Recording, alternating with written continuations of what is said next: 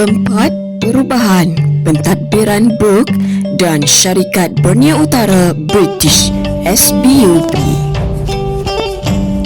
Pentadbiran keluarga Brooke di Sarawak adalah daripada tahun 1841 sehingga 1946 yang dimulai oleh James Brooke, iaitu selama 27 tahun pemerintahan, Charles Brooke 49 tahun pemerintahan dan Charles Winner Brooke selama 25 tahun, iaitu melebihi 100 tahun pemerintahan.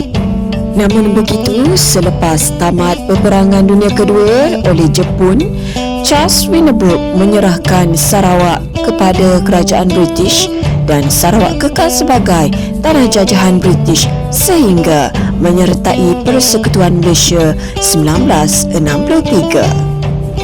James Brooke juga merupakan Raja Putih Sarawak yang pertama yang mengasaskan kerajaan selepas mengadakan perbincangan dengan pembesar-pembesar kelan tempatan. Beliau mengasaskan sistem pemerintahan beraja di mana raja mempunyai kuasa mutlak.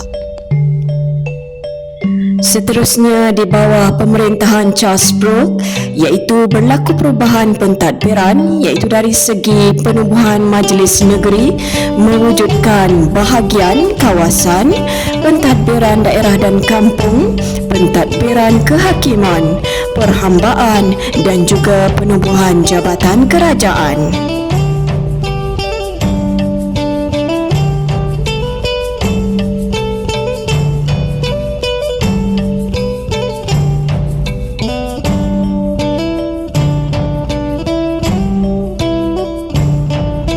Seterusnya adalah pentadbiran Charles Winner Brooke, iaitu pada tahun 1923 Charles Winner Brooke memperkenalkan jawatan Ketua Setiausaha Kerajaan.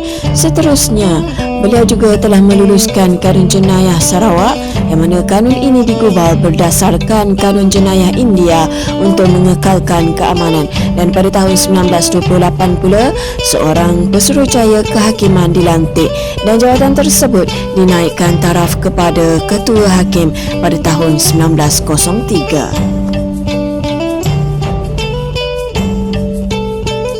Seterusnya adalah pentadbiran Syarikat Borneo Utara British di Sabah pada tahun 1881 sehingga 1942, yang mana sebelum Syarikat Borneo Utara British SBUB mentadbir Borneo Utara, wilayah berkenaan berada di bawah pentadbiran Kesultanan Sulu dan juga Kesultanan Brunei.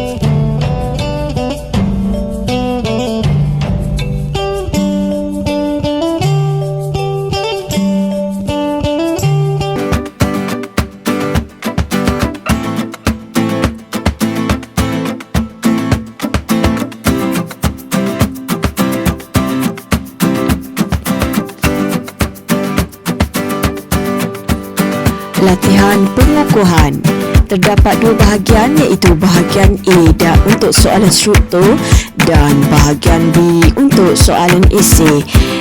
Kesemua soalan ini perlu dijawab dan dihantar kepada guru dan perlu ditulis di atas kertas kajang yang perlu dibeli di Koperasi Kolej Tingkatan 6.